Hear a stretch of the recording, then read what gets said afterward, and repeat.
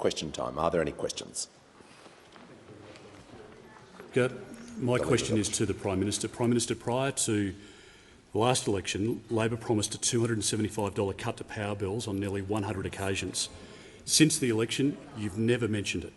Last week, the government promised a return to industry-wide bargaining, which will mean more strikes and it will drive up the costs of living for families in our country. Why are Australian families paying the price for the Prime Minister's new priorities? I call the Prime Minister. Well, thank you very much, Mr. Speaker. I thank the Leader of the Opposition for his questions, spraying across the range of issues because they can't decide which tactic to land on. So perhaps one of those was from the Liberal Party and one from the National Party. A bit like last week when they couldn't agree whether they should attend the Jobs and Skills Summit. A bit like that. So some were in, some were out. But there is a common theme. There is a common theme, which is that for those opposite seek to forget the fact that they've just been in government for almost a decade. They think that 21st of May was ground zero. They think that 21st of May was when the Federation was formed. But in fact, in March, those opposite sat on an increase in wholesale electricity prices. They sat on it, and consistent with their attitude and their approach towards transparency in government, they didn't tell anyone. They didn't tell anyone. Because it's not surprising that they didn't tell anyone, because we know now they didn't have one energy minister, did they? They didn't have one. So perhaps one of the energy ministers knew exactly what was occurring. But nonetheless, the people who didn't know were the Australian people. The people who didn't know were the Australian people. And then they have the hide. Then they have the hide to come in here and ask a sort of incoherent babble of a question. An incoherent babble of a question. The Leader of the Opposition on a point of order. Thank you, Mr. Speaker. On relevance, the Australian public clearly heard you say and promised to them a $275 decrease in their electricity bills, and you have never mentioned it from that day to this. The manager. I call the Prime Minister. Order. The Leader of the Opposition has made his point of order, which I heard in silence. Can I ask you to withdraw that last comment? The Prime Minister has asked the Leader of the Opposition to withdraw a comment. I didn't hear the comment, but I'll ask him to withdraw. The comment was he lied to people, and I'm happy to withdraw. No. Order. The Leader of the House. Order. Members on my left. The Leader of the House. Mr. Speaker, no one is above the principle, which is all the way through practice, that when you're asked to withdraw, you do so unconditionally. That you just always actually, yeah. Whenever asked to withdraw, but I was asked to withdraw very rarely. He gets asked to withdraw a lot. Order. It should be you don't repeat what was said. You simply withdraw. It should be the same rule for everybody. As I know, Mr. Speaker, you've always enforced that sort of behaviour. The House should be better then. To assist the House,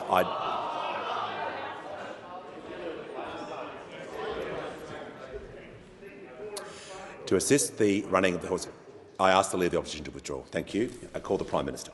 Thanks, Mr. Speaker. What we did was December last year put out a coherent policy. A coherent policy after a decade of inaction, after 22 policy announcements, and none of them delivered. But what we know is that there was a 23rd, and the 23rd policy was put up in March of an increase that they are responsible for, which came into effect because it was deliberately delayed by the then government until after the election. We stand by our modelling that we put out. We stand by the fact that renewables are the cheapest form of new energy, and it's not really sort of rocket science. You don't really need an economics degree or a science degree to know that if the market changes from a more expensive level of energy to a cheaper level of energy, you get cheaper energy prices.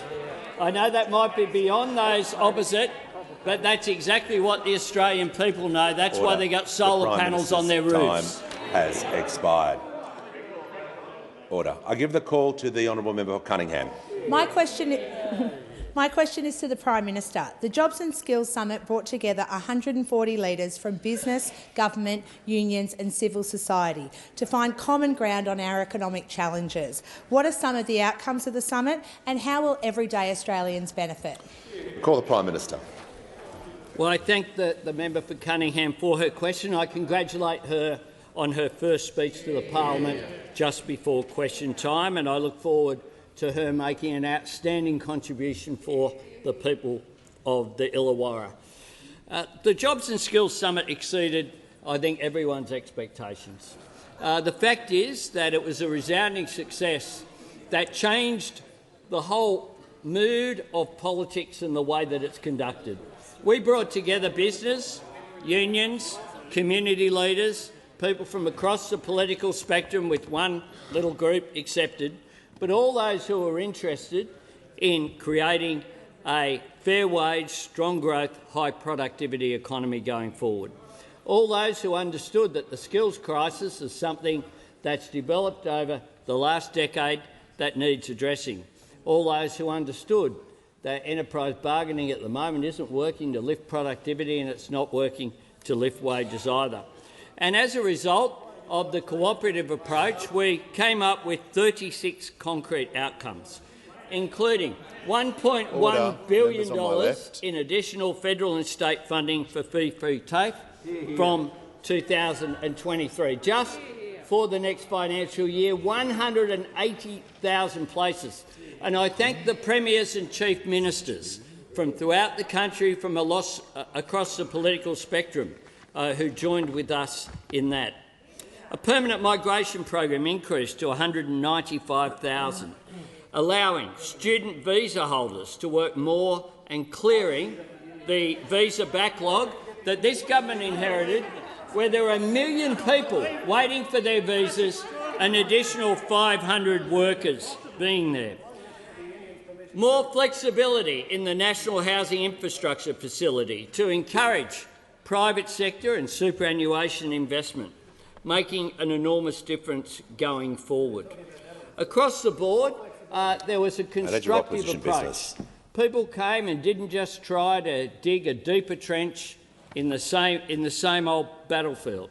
People put aside their differences. They participated constructively. It will be remembered and contrasted with the 1983 summit, where there was just one woman represented. This time round it was 50-50 representation. 50-50 representation. The summit showed that bringing people together, the premiers and chief ministers, business, unions, the Business Council, COSBOA, sitting down with unions, sitting down with workers is constructive. And I think Jennifer Westacott summed it up when she said, I think the summit has been a great opportunity to reset and to really seize the future. It's a pity some of those opposite don't want to be a part of the future. The Prime Minister's time has expired. Give a call to the Deputy Leader of the Opposition. My question is to the Prime Minister, and I refer to the Prime Minister's captain's call to invite CFMEU boss Christy Kane to his union talkfest. Mr Kane has previously been charged with common assault, has described John Setka as one of the most fair dinkum people in this country, and on Thursday said, if you're not at the table, you're part of the menu. Will the Prime Minister apologise for inviting this misogynist thug, or was it payback for millions in dirty CFMEU donations? Order. Call the Prime Minister. I thank the Deputy Leader of the Opposition for her question about the fact that there were trade unionists at the Jobs and Skills Summit. The fact that there were trade unionists. We had representatives from the Australian Nursing and Midwifery Federation at the summit. They were the people who stood on the front line of the pandemic. the people who protected people in the health sector. We heard from the United Workers Union about the work that took place in terms of childcare during the pandemic. We heard from them about the need to deal with skills shortages. We heard from unions in the tech sector about the work that was required there. We heard Order. The Leader of the Opposition on a point of order. Well, Mr Speaker, it is again on relevance. All of those unions who were there had a legitimate reason to be there, are good people. This question is about the thugs at the CFMEU that go around breaking arms, go around with all sorts of misogynistic behaviour, and this Prime Minister won't make... The Manager of Opposition, the Leader of the House. Mr Speaker, I just refer to your earlier warnings to the Leader of the Opposition in terms of points of order that are clearly not points of order. The Prime Minister is in order, and I ask him to return to the question. Thanks, Mr Speaker. I'm asked a question about union representation at the Jobs and Skills Summit, and I'm answering that question because at the summit they brought together Business Council representatives, they brought together union representatives, and not everyone at the summit. The big tip here. Everyone at the summit, when you bring 140 people together, you mightn't agree with the comments of every single one of the 140. But what you do is you bring people together in a constructive way. And that's why peak groups like Innes Willicks from AIG, Jennifer Westacott, Fiona Simpson, Tanya Constable, Anna Bligh, John Davies, Simon Butt, Alexi will Boyd. Just take a break. The Manager of Opposition Business, and I'd ask him to state the point of order. He's defying your ruling. You asked him to return to the question. There's no point. This is about the CFMEU. There's no point of order. The question was about unions attending the, in your words, the Talkfest, the Job Summit. I call the Prime Minister to be in order. Thanks, Mr Speaker.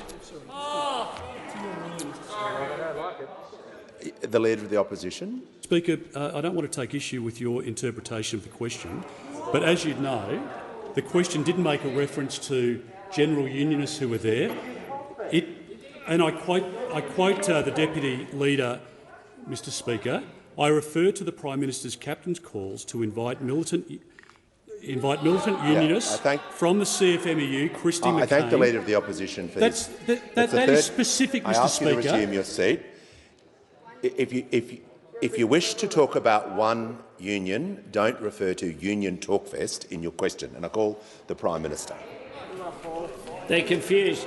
They're confused, Mr Speaker. They're confused. And they even changed.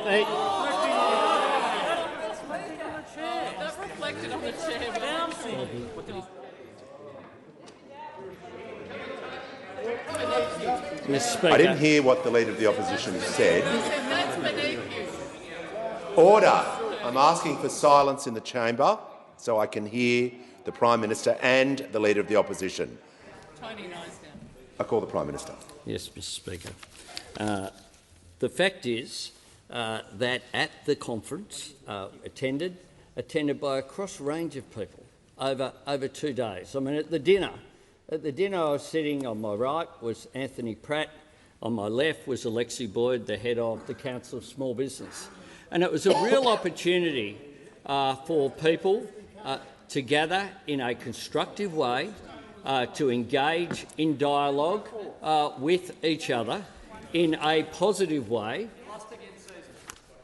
I just asked the Prime Minister to take a break. The Deputy Leader of the Opposition, and I need her to state the standing order directly she'll be referring to. Tedious repetition, Mr Speaker, and a failure to talk about the CFMEU. Resume your seat. Resume your seat. There is far too many points of order during questions, and I call the Prime Minister. Thanks, Mr Speaker. Well, the Leader of the Opposition has given two different names for the gentleman concerned when he repeated the question. The fact is, we had representatives from the Victorian Trades Hall, the HSU, the AEU, the nurses and midwives, the Prime Minister's time has concluded. I give the call to the member for Macon. Thank you, Mr Speaker. Mr Speaker, my question is to the Treasurer. What were the outcomes of the Albanese Government's Jobs and Skills Summit, and how will they help address Australia's economic challenges? I give the call to the Treasurer.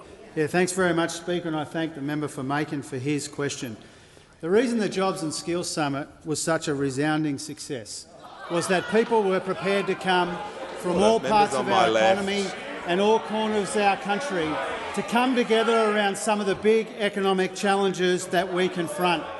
People there at the summit from right across the country, right across the economy and most parts of the parliament, they know and they understand that it's time to draw a line under the divisive decade of missed opportunities and warped priorities which has made our economy weaker and our people poorer as a consequence. I ask the Treasurer to resume his seat. The Manager of Opposition Business. Mr Speaker, there was no reference in the question to the records of a past government. We're 30 seconds in and he can't stop himself from getting into an attack on this side. Now, you need to ask him to address the terms of the question, which were what were the outcomes of the Jobs and Skills Summit and how will they help address Australia's economic challenges. I thank the Manager for his point of order. The question was also about the issues and the economic challenges, and I call the Treasurer. Thanks very much, Speaker. One of the outcomes of the Jobs and Skills Summit was to draw a line under a divisive decade of missed opportunities and warped priorities, which have made the economy weaker and our people poorer. And I want to thank everybody who participated in that summit, who came there not seeking unanimity but seeking common ground. And we found that common ground and we are now ready to move forward together. Now, we wanted the summit to achieve at least three things. First of all, to bring people together around those big challenges. Secondly, to agree on some proposals for immediate action. And thirdly, to set a clear direction for future work. And that, Mr Speaker, is exactly what happened. And on Friday, we released an outcomes document that came from the conversations and from the consensus that we achieved at the summit. At the centre of that is maintaining full employment in a way that benefits more of our people. At the centre of it was improving productivity growth at the end of the worst decade for productivity in 50 years. We came together to deal with the labour shortages and the skills shortages which are acting as a handbrake on our economy. We came together to boost wages, to get wages growing again after a decade of deliberate wage stagnation and wage suppression. We came together to invest in the industries and in the jobs which will deliver the opportunities for our people into the future. Now, to help do all this, the outcomes included 36 initiatives that we're taking immediate action on, including boosting investment in fee-free TAFE, boosting the amount that pensioners can earn from work, beginning the work to repair the broken bargaining system, which has been a key contributor to wage stagnation for too long, responsibly increasing the permanent migration target to address the labour shortages which are affecting all Australians. And all of these areas are about responding to our economic challenges. That's what the summit was about, and that's what the government is about. At the summit, Australians saw us working together to tackle these challenges. Employers and unions, premiers and chief ministers, the Australian of the Year, the Leader of the Nationals, the crossbenchers, all prepared to seek that common ground and to have a go and not have a whinge. And in that regard, the Leader of the Opposition was left out, wallowing in his own irrelevance. Order. I give the call to the member for Griffith. Thanks, Mr Speaker. My question is to the Prime Minister. Prime Minister, there are almost 2 million households in mortgage stress and 2.7 million Australians in rental stress, with 1 million of those paying more than 50% of their income on rent. Many are one rent increase away from eviction or homelessness. Prime Minister, will you put aside your own status as a landlord and put the Greens' proposal for a 2-year rent freeze and an interest rate pause on the agenda for the next meeting of the National Cabinet? I call the Prime Minister. I thank the member for his question, and I am very pleased that I'm back in public housing. It's got to be said. a lot better than my first public house. But the fact is that a range of people are certainly under stress in terms of housing affordability, finding it difficult to get into the housing market and finding it difficult to pay the rent and pay the bills. And that's why we have a Housing Australia Future Fund, because we recognise that what we need to do is to have a comprehensive plan to deal with housing issues in this country. We have our Housing Australia Future Fund that will create 30,000 additional social housing units. And indeed on Thursday and Friday at the summit, we had one of the initiatives was to use the National Housing Infrastructure Facility to encourage investment in affordable housing from the private sector and from superannuation funds. This is a fund of some $575 million, where we will hope to leverage that fund in order to attract investment from those, including the superannuation sector, who are looking for those long-term returns. That is why it makes sense to use that facility, and it's another initiative. On top of that, we have our $100 million additional that we will put into emergency housing. We know that too many people get turned away from emergency housing, particularly victims of family violence. Too many women and children are turned away each and every day. So we'll take these policies seriously. I'd say to the Greens political party that they could do a lot better if they could point to one area in one time in my constituency or others in which they actually supported an affordable housing strategy, in which they supported the sort of plans that have been put in place with cooperation of private sector and public sector, particularly local government, and that would be a good thing. But I'd welcome his support in the Inner West Council, but in others as well, where Greens representatives have consistently voted against projects like the project right next to Marrickville Station, where they said we couldn't have medium density housing there, and voted against the project, even though what it did was give people in affordable housing an opportunity to get to work right from that train line at Marrickville. And I give a call to the honourable member for Gilmore. My question is to the Minister for Social Services. What is the Albanese Labor government doing to help Australian pensioners deal with the cost of living? Give the call to the Minister for Social Services. Well, thank you very much for the call, Speaker, and I thank the member for Gilmore for the question. I know the member for Gilmore has been a strong advocate for pensioners in her electorate. Of course, this government knows that pensioners and those on social security payments are facing cost of living pressures. And that's why it's so important as a government we give them every little bit of help we can. Today, our government has announced extra cost of living relief for those on security payments, social security payments. Under this announcement from the 20th of September, 4.7 million Australians will receive a much-needed boost to their payments. The member for Deakin. This will be the largest increase to allowances in more than 30 years for allowances and, of course, the largest increase in 12 years for pensioners.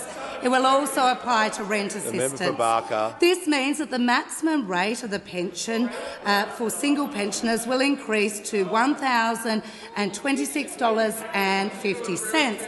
And, of course, for a couple, it will be $1,547.60 for a couple of pensioners. Of course, this is an important step to attack the cost of living pressures and support those on pensions and social security payments. But, of course, this is just the beginning of what we as a government in our short time in office have been working towards. Of course, we took immediate action to freeze the deeming rates for 2 years for pensioners as of July, and this will ease the cost of living pressure for so many pensioners. Of course, we have a bill in front of the Senate, ensuring 50,000 more older Australians will get the benefit from the Commonwealth Seniors Healthcare Card. And of course, at the Jobs and Skills Summit last week, the Prime Minister announced an important boost to the Pensioner Income Bank, ensuring that pensioners can earn more before they lose their pension. This has been an incredibly welcomed initiative that many pensioner groups and others have welcomed. Of course, I'm hearing interjections from those on the other side, and of course they've been trying to suggest that they've had some sort of idea to do this. Of course, they had 9 years in which to introduce their measures, 9 years where they sat on their hands and did nothing. It has taken the election of an Albanese government to bring people together at the Jobs Summit, explore ways we can help pensioners actually boost their income and actually turn that into action. That is so much more than the rhetoric from the other side. With no action over 9 years, pensioners are pleased that this government is in charge and taking action to help them with cost of living. The Minister's time has concluded. Order. I give the call to the member for Hume. Thank you, Mr Speaker. My question is to the Treasurer.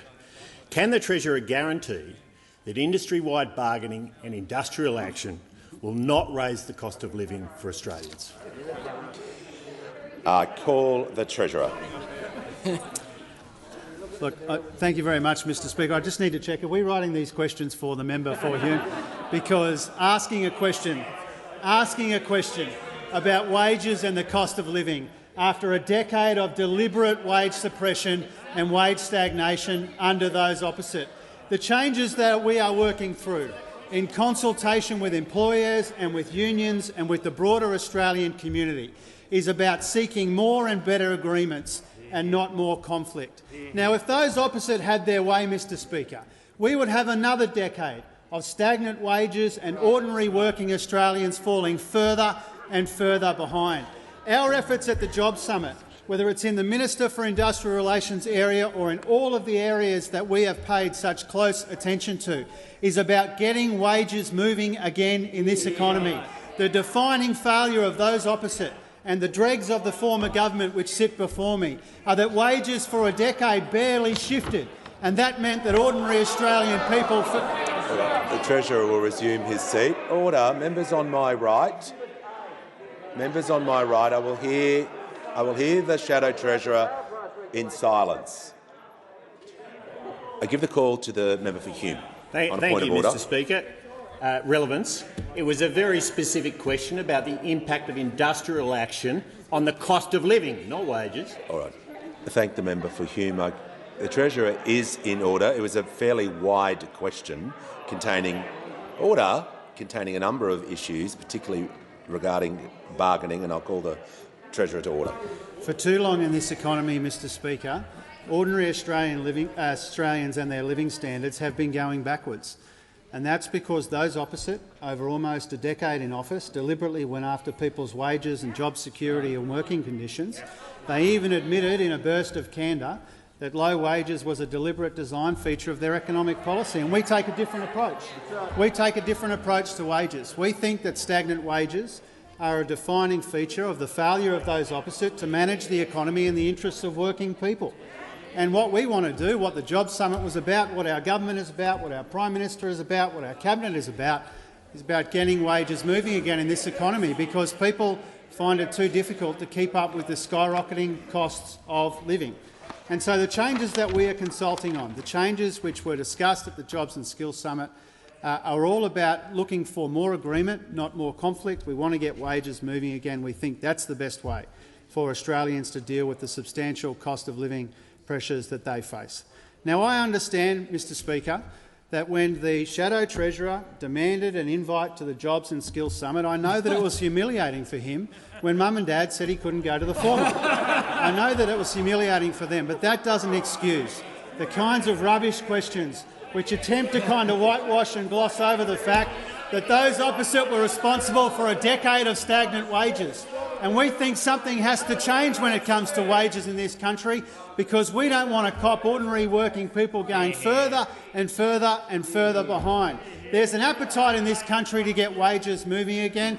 We want to be part of the solution, not part of the problem. If you lot had your way, we'd have another decade of wage stagnation and ordinary Australian working people copping it in the neck.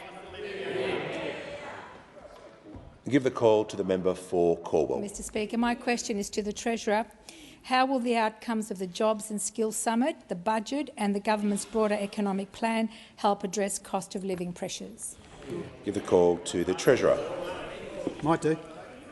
Thank you, Mr Speaker, and thanks to the member for her question about the cost of living. I think we all appreciate and understand that Australians in every corner of our country are doing it especially tough right now, that the cost of living pressures are acute. And the cost of some of the essentials that Australians just can't do without are going through the roof. Now, part of this, obviously, is about global pressures, particularly on energy markets and when it comes to food security. Clearly, there are some domestic attributes there as well, some of the supply chain issues, which were a feature of the discussion at the Jobs and Skills Summit last week, are part of the challenge as well. And I think that there is an expectation right across the board that rising interest rates are set to be an even bigger part of the pain that people confront.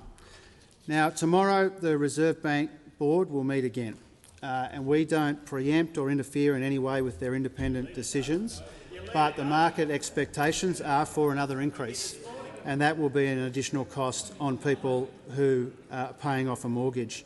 Now, the task for government, the task for our government, is to do what we responsibly can to help people through these shorter-term challenges, but also to deal with the issues in supply chains, to deal with cost of living where we can, and build an economy that grows wages and improves living standards over time. And that's why it's so important that the payments that the minister mentioned a moment ago will increase this month in line with inflation. It's why we successfully argued for an increase in the minimum wage in line with inflation, despite the howls of opposition from those opposite. That's why our October budget will cut the price of medicines. It's why I've instructed the ACCC to step up and maximise their surveillance of fuel markets to make sure savings in petrol prices are passed on and motorists are getting a fair deal when the excise relief comes off. And it's why we're delivering long-term reforms to deal with some of those supply chain issues, deal with the skills crisis we were left with, to lift the speed limit on the economy.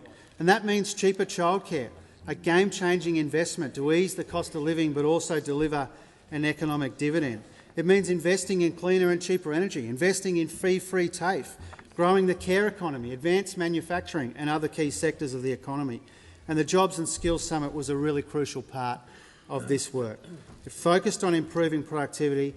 We know that grows wages. Focus on skills, focus on breaking down the barriers to employment that too many people still face, and focusing on fixing a broken bargaining system that has only delivered wage stagnation. Now again, Mr Speaker, while the government works on these serious cost of living pressures that Australian families face, we invited those opposite to be part of the solution and not part of the problem. They rejected that because if they had their way, there'd be another decade of the same cost of living pressures and wage stagnation that they've subjected the Australian people. I give the call to the Leader of the Nationals. Thank you, Mr Speaker. My question is the Minister representing the Minister for Agriculture. How many of the 1 million foot and mouth disease vaccinations promised to Indonesia on the 14th of July have now been administered to livestock? Give the call to the Minister representing the Minister for Agriculture. Thank you very much for the question. And as you know, this government has been in office for 100 days and has actually implemented a program to actually prevent foot and mouth disease coming into this country. And as you know, as I've said to previous questions before, in order to make sure we are able to deliver vaccines to Indonesia, to assist them to get on top of this, and it is in our country's interest to ensure that that actually occurs, that we need to make sure that we can actually ensure that we've got the right viral load. We know what we're actually doing in relation to that, and we can deliver it. In terms of the actual number, I will come back to the minister. In terms of the actual number, in terms of that. But what I would remind the minister of, that on the 11th of May, You knew that foot and mouth disease would be an issue Order. in this The country, Minister will resume her and you seat. did. I call the Manager of Opposition Business. Very specific question. The minister's just admitted she doesn't know the answer. She should sit down. We've heard enough. As the Minister concluded, the Minister has concluded her answer. Give the call.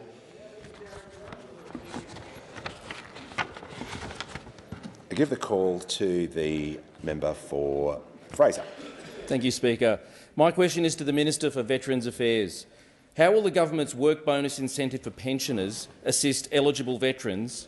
How does it vary previous policy settings? Give the call to the Minister for Veterans Affairs. Speaker, and I thank the member for Fraser for asking this very important question. I thank him for shining a light on this important issue, as well as providing an opportunity to clarify some of the statements made by the member for Hume earlier today. Because this Albanese Labor government is committed to improving and adapting to the needs of currently serving defence personnel, veterans and families. That's why I'm proud that a key initiative from last week's Jobs and Skills Summit goes exactly to that aged and veteran pensioners will be able to earn an additional $4,000 over this financial year without losing any of their pension due to the Albanese Labor government providing a one-off income credit designed to give older Australians the option to work and keep more of their money. I'm very concerned that the member for Hume seems not to understand this policy, given his statement today in the media that apparently we excluded veterans. Well, I'm prepared to give the member for Hume the benefit of the doubt. After all, we should err towards incompetence over conspiracy. To assist the member for Hume, if he turns to the very first line of the media release from the Prime Minister when announcing this policy, it says age and veterans pensioners.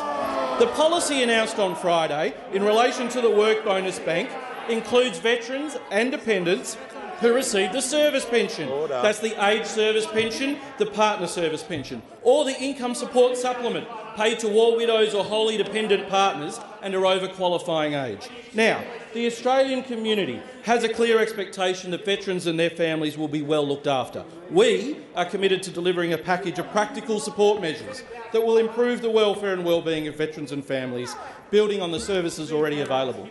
In preparation for last week's Jobs and Skills Summit, I've been meeting with businesses, veterans, recruitment agencies and ex-service organisations to develop a veterans employment white paper.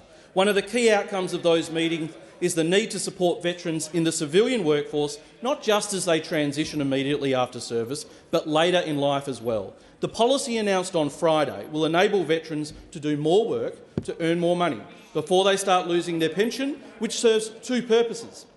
At a time of serious skills shortage, it seems we can get access through this measure to more skilled labour. Importantly, it will also make it easier for veterans to go back or remain in the workplace while receiving their pension. In addition to the increased income this provides them, it's great for their mental health as well, because it means they can remain mentally engaged and giving back to their communities. This is a win-win, and it is something that, despite their rhetoric now, those opposite failed to deliver in nearly a decade in office. What this means is that a veteran on the service pension now could take any job, like, for example, they might want to work at a local steakhouse and they could serve the member for Hume a well-done Angus. Order. I think I know where the Manager of Opposition Business is going. I remind... Order. Order. We had this issue arise last week of Parliament. Can I ask all ministers, when referring to members, by their correct title? It's happened. Order. It's happened twice. It won't happen again. I give the call to the member for Hughes. My question is to the Minister for Employment and Workplace Relations. I refer to media reports of the Minister's letter to the Fair Work Commission, welcomed by the New South Wales Rail, Tram and Bus Union.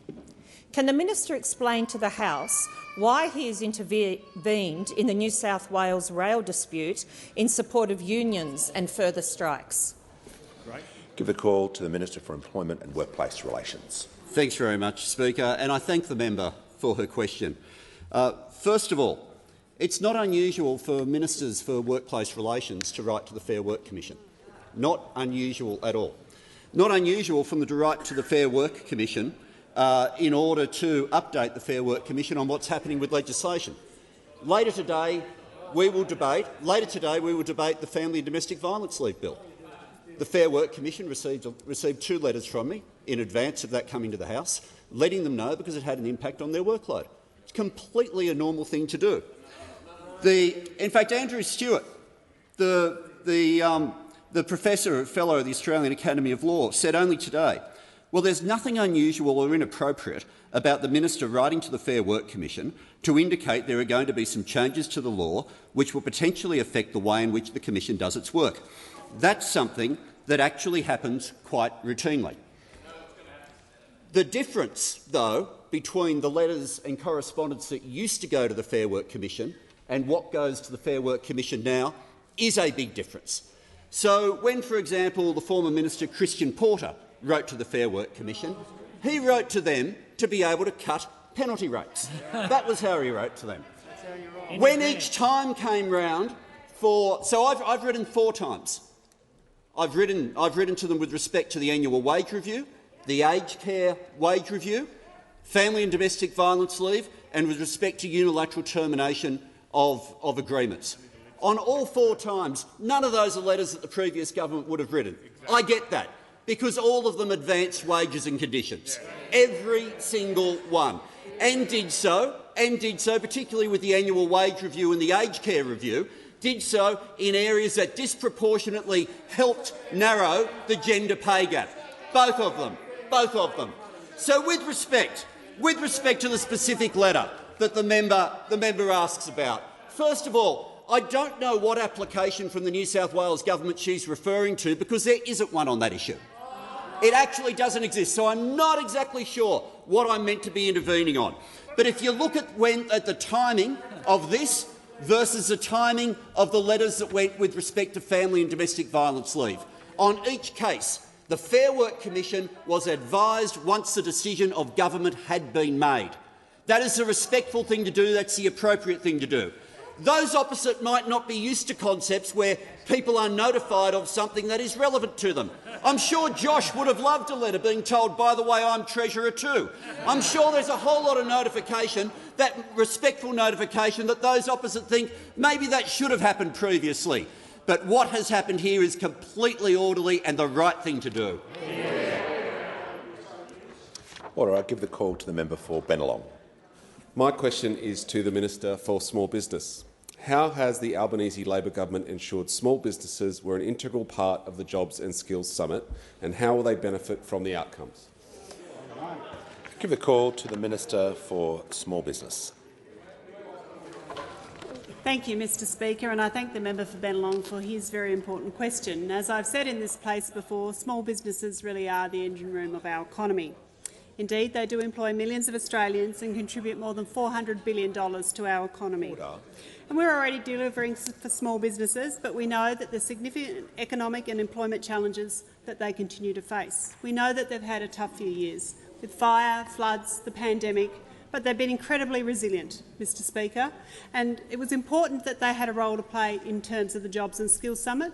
In the lead-up to the Jobs and Skills Summit, I hosted several roundtables, and I want to thank and put on the record my thanks to the Council of Small Business of Australia, the Small Business Ombudsman, and indeed the Chamber of Commerce and Industry and the HIA for hosting those roundtables for me in the lead-up to the Jobs and Skills Summit. And at those roundtables, what we heard, of course, was about the skills shortages. What we heard was about supply chain issues. What we heard was about the issues and the inherited $1 trillion of debt that we've got, and of course increasing energy costs and inflation and how they're impacting on small businesses. And of course, some of the outcomes of the Jobs and Skills Summit for small businesses are really important to address some of those, particularly when it comes to the migration program and increasing skilled labour. We know that these small businesses have been screaming out for more skilled labour. We also know that the visa backlog has been impacting the small businesses, so that is a really important and welcome decision. We know, of course, the establishment of Jobs and Skills Australia has been really welcomed by small businesses because they understand that the only way to deal with the skills shortages long-term is to have better training and skills for Australians to be able to meet those shortages. Our fee-free TAFE announcement was critical for the small businesses, 180,000 places in the first year to be able to share with states and territories in implementing that. And of course, we've heard about the aged pensioners with a temporary upfront $4,000 income bank credit to allow them to work more. And we've, of course, welcomed the agreement between COSBOA and the employees' representatives, the unions. It's great to see workers and small businesses come together on an agreement that the current enterprise bargaining system is not working for the small businesses, nor is it working for the employees. Indeed, this agreement is really important for all of those people working in small businesses and all of the small businesses and small business owners. Indeed, these measures build on what we're already delivering as part of our election commitments. We're building on our Commonwealth procurement changes, our unfair contract terms legislation that will be being introduced to Parliament. We want to continue to work with small business and stand up for small business, and it was great to talk to the small businesses that were in the room last week at the Jobs and Skills Summit. Order. I give the call to the member for North Sydney. Thank you, Mr Speaker. My question is to the Minister for Infrastructure. In order to reach and exceed the government's 43% emission reduction target, all sectors of our economy must adapt, including how we fund infrastructure projects like the Western Harbour Tunnel and the Beaches Link in my electorate of North Sydney. Will the minister make infrastructure funding for projects such as these contingent on a project delivering a carbon base case which would track and limit emissions over the life cycle of the project from design through to construction? Give the call to the Minister for Infrastructure, Transport, Regional Development and Local Government. Thank you very much, and can I thank the independent member for North Sydney for the question and also her interest in the contribution that infrastructure makes and can make to achieving net zero. It does have a substantial contribution that it can make, and I thank you for your interest in it. I am aware of the proposal from Infrastructure Partnerships Australia to introduce a carbon base case for infrastructure projects and programs over $100 million, and I want to work with industry and with others who have ideas in this space to implement new ways that we can work towards achieving our goal of achieving 43% reduction of emissions by 2030. I understand that there is no current, accurate and consistent way across the country to actually estimate the carbon base case for infrastructure projects, and I am happy to receive proposals and also very happy to work with others in this House collaboratively in industry to explore ways in which we can actually get to that and increase the sustainability of our infrastructure investments. And in fact, that's exactly what happened when Labor was last in office. When the Prime Minister held this portfolio, he invested in seed funding to the infrastructure sustainability rating scheme that was established, the first one that ever had been established, and that's an independent rating framework that's still used to help assess the sustainability of our infrastructure and the performance of our infrastructure across the nation. And at the last Infrastructure and Transport Ministers' meeting, this is actually on the agenda, and again we agreed to explore further how governments across Australia can consider the carbon base case and establish a consistent measurement of embedded carbon within infrastructure projects. Across my portfolio, obviously in terms of both transport and infrastructure, we have a lot we can contribute to net zero. It did surprise me, maybe it won't surprise others here, but there wasn't actually anywhere within the Department of Infrastructure and Transport where we were actually working on net zero and decarbonising the infrastructure and transport portfolio. Surprisingly, I have asked my secretary to establish a unit within the department to start doing that. We will be establishing that net zero unit within the portfolio. I'm also undertaking a number of important initiatives across the portfolio, including the aviation white paper that will look at this issue, a Jet Zero Council to actually establish a sustainable aviation fuels in this country as well. But I do thank you for the question and your interest in infrastructure. I thank the Minister. I'll give the call to the honourable member for Macarthur. Thank you, Mr Speaker. My question is to the Minister for Skills and Training. How is the Albanese Labor government working to promote economic growth and address the skills shortage crisis it has inherited?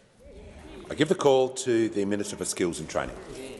Well, I'd like to first thank the member for Macarthur for his interest in this area and the question and the fact that he's been a very strong advocate for TAFE and for vet sector in his community. and I'm very conscious of his long-standing involvement with Campbelltown and Macquarie Fields TAFE, who do a great job. And as we know, we need to provide more investment, more resources to the vet sector, and we need to reform the sector so it's fit for purpose, to provide the skills our labour market needs, to provide those skills that employers are crying out for, to provide the skills that workers deserve so they can have secure work and they can actually have a decent career progression because they have skills in demand.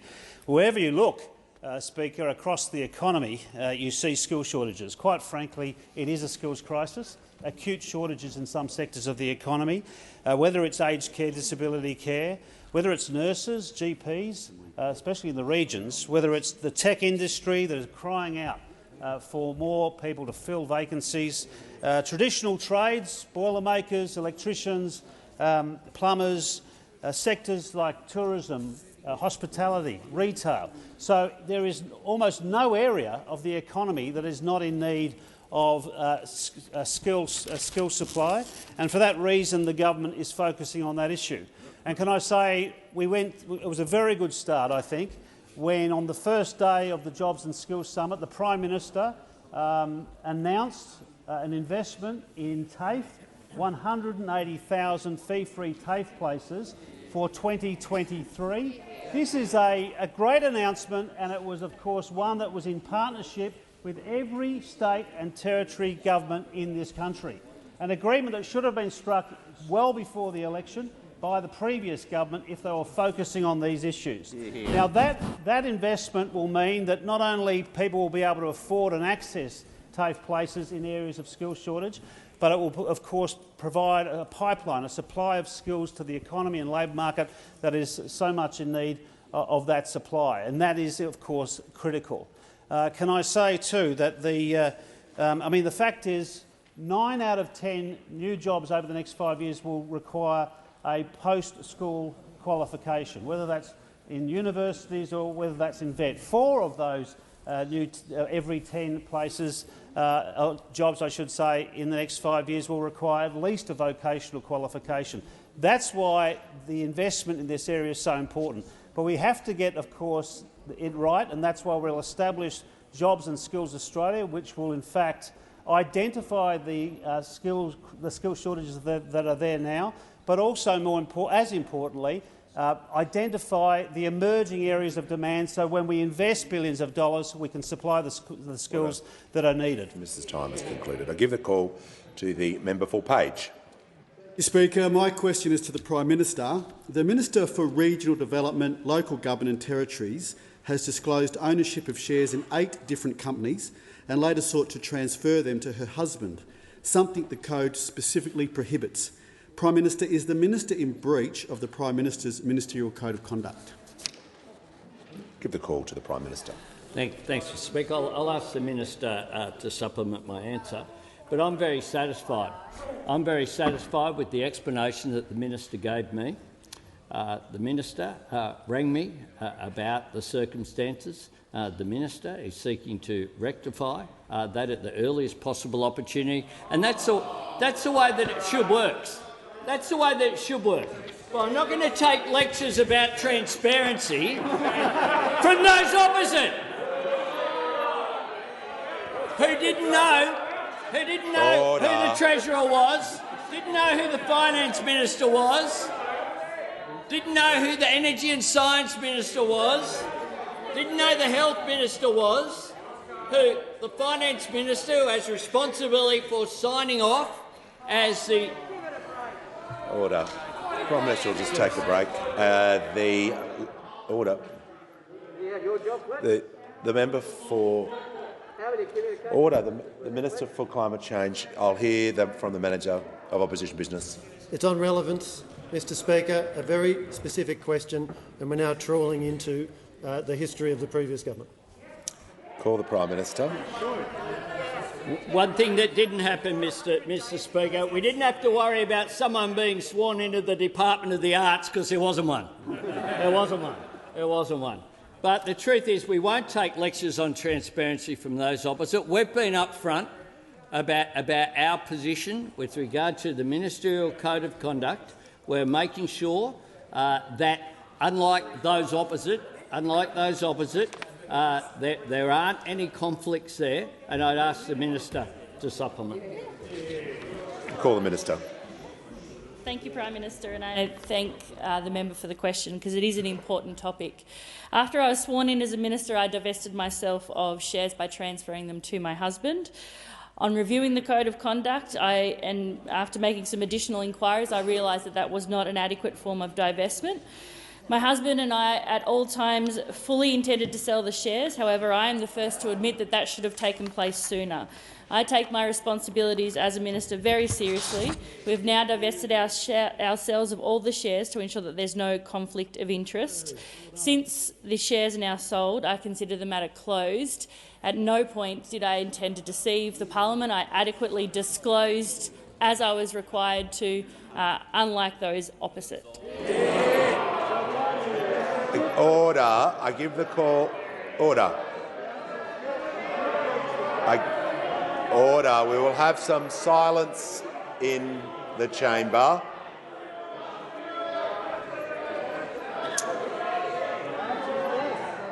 I give the call to the member for Bean. Speaker, my question is to the Minister for Home Affairs.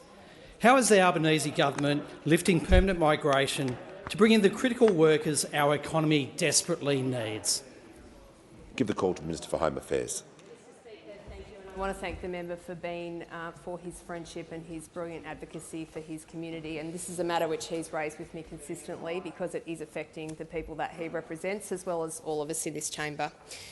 Mr Speaker, on Thursday and Friday last week, the Prime Minister brought together groups of Australians from right across the country, from every possible corner of our country, to talk about some of the issues that matter most to us. And those 140 people came here, Mr Speaker, because, like the rest of Australia, they are desperate to draw a line under a decade in which nothing that really matters to us really got moved forward. Now, Speaker, some of the people who were in that room have been in conflict for decades. But we heard a really clear message from Australians at the election, and that is, as the Prime Minister said, they want us to get out of the trenches. They want us to work together because the issues that are facing our constituents are bigger than any of our political parties. Now, it was fantastic to have at the summit people like the leader of the National Party there making a contribution trying to defend and protect the interests of his constituents. The leader of the Australian Greens was there, the crossbench were there. Everyone except those opposite who are trying to make a difference to this country together in one conversation. Now, Speaker, we face a skills crisis which is very significantly affecting the lives of Australians. Speaker, we've got nurses in our community who have been pulling double and triple shifts for 2 years. They just can't do it anymore. We've got a teaching sector led by my friend the Minister for Education, where teachers are leaving the sector in droves because they just can't put up with the staffing shortages anymore. We've got people in the regional electorates represented around this chamber where fruit is rotting on vines because there is no one to go and pick it and get it onto supermarket shelves. Now, Speaker, of course, as Labor people, our focus is always in trying to get Australians into these jobs, and we do face a very special opportunity to bring people who have been marginalised from work into the workforce, and I want to thank the Minister for Social Services for her work on this. But even if we do all of those things, Speaker, we are going to have a shortfall of labour in this country of many, many thousands. And that's why a decision was made at the summit that this year's permanent skilled migration rate will lift from 160,000 people to 195,000 people. Speaker, it's going to mean thousands more nurses for our health system in this year. It's going to mean thousands more workers into our regions to help with the acute crises there. It'll mean 31,000 workers to state and territory allocations going straight into our hospitals, our infrastructure projects and our schools. Speaker, what I really would have appreciated and what I think is in the spirit of the moment is full participation across this chamber. We didn't quite get there, but I want to thank everyone in this chamber who came along, who pulled the weight of the nation with them and worked together to get those great 36 outcomes that we got from the summit. Thank you. I give the call to the Leader of the Opposition. Thank you, Mr Speaker. My question is to the Prime Minister, and I refer to his previous answer. Prime Minister, was the matter considered by the Governance Committee, or was there any advice received from PM&C? I call the Prime Minister. As you'd expect, we don't talk about cabinet deliberations, and the Leader of the Opposition knows that that's the case, that it's actually impossible for me to answer a question about a cabinet. The Deputy Leader of the Opposition will cease interjecting.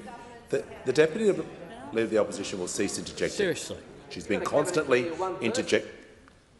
The Minister for Climate Change is not helping. I call the Leader of the Opposition. And neither are those on my left. I call the Leader of the Opposition. Mr Speaker, it was a very tight and specific question. It didn't go to the deliberations, didn't go to anything other than resume your seat.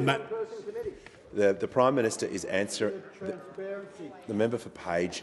The Prime Minister is answering the question. It did go to the operations of a cabinet and a cabinet committee, which we do not answer those questions in this chamber.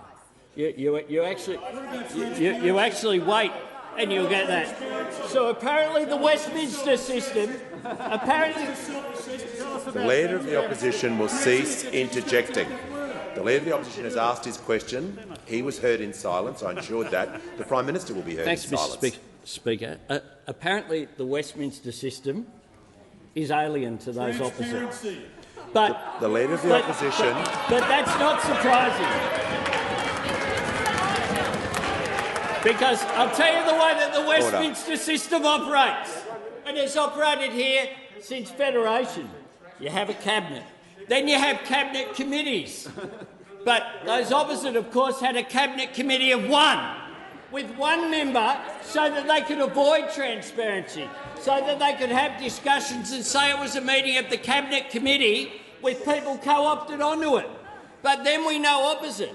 When it comes to transparency and the functioning of government, we had the former Minister for Home Affairs who didn't know that he was the co-minister. We had the Minister for Health who didn't know that there was another one.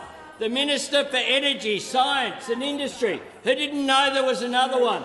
We had programs set up to fund industry and manufacturing where the final decision-maker wasn't actually the minister, it was the Prime Minister. I tell you what is occurring now and what those opposite mightn't recognise. We have a proper cabinet government.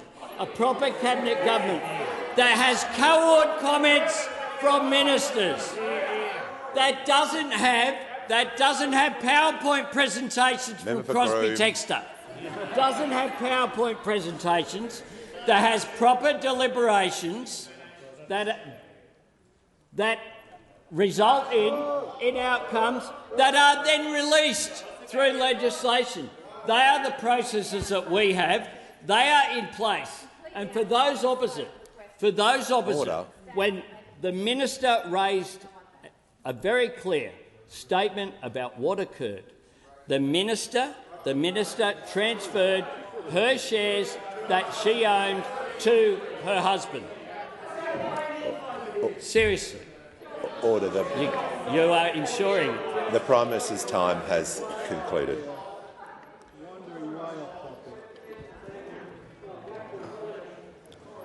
We'll give the call to the member for Hasluck.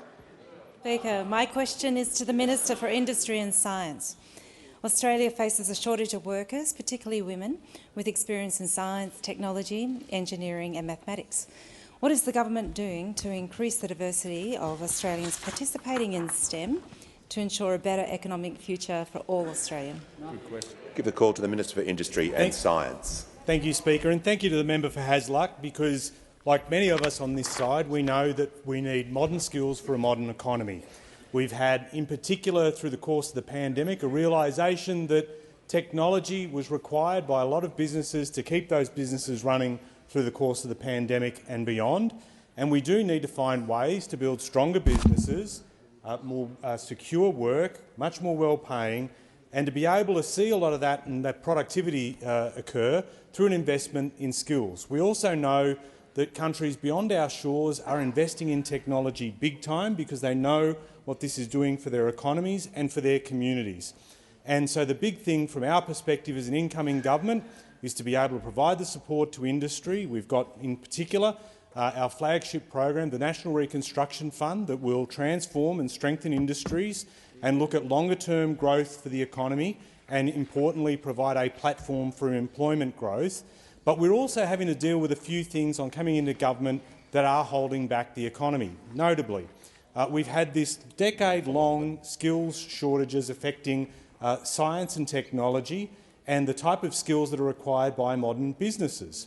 And so what we are looking at through the course of the Jobs and Skills Summit is how do you ensure that we have those investments, like, for example, what the Minister for Skills indicated earlier, our investments in TAFE and the like, and bringing forward those TAFE fee-free places, making sure that we have that pipeline of talent come in from school, either through vocational educational universities, making sure, as the Minister for Home Affairs says, we can tap into global talent and bring those to supplement within the economy.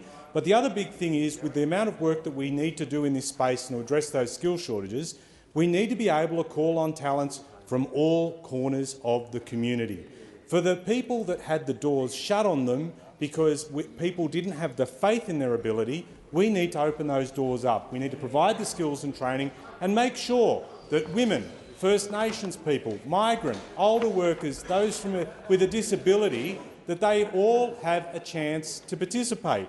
And the great thing that came out of the Jobs and Skills Summit last week, when you heard representatives from business, but particularly from the tech sector, is saying that they do want to engage in this area. They do want to provide those open pathways. So we will open up a review in terms of all the STEM programs that exist across government, particularly in my own, to see what we can do, the programs that are working well, scale them up, the ones that aren't, fold them in, and make sure that we've got the processes in place to widen opportunity.